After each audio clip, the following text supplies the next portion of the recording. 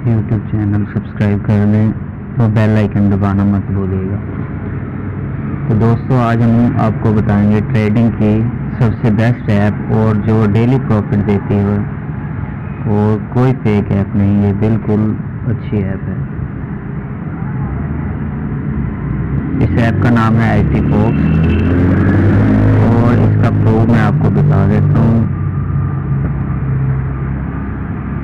ये देखो $99 है इस वक्त मेरे पास। इसकी डेली सिग्नल आता है इसका, जो कि 5 मिनट का सिग्नल होता है और इस पर हमने ट्रेड लगानी होती है। 5 मिनट में हमारा टैक्स पहले निकालते हैं, लॉट निकालते हैं, वो सिग्नल के साथ ही लिखा होता है, उस पर टैक्स लॉट निकालना होता है।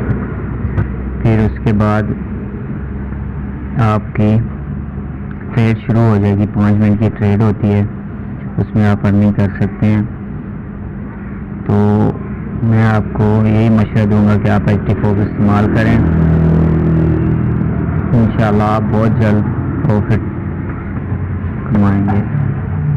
और मैंने इसमें $100 डलवाया था, जिसमें से मैंने $120 निकलवा लिया, बाकी $99 अभी बाकी है।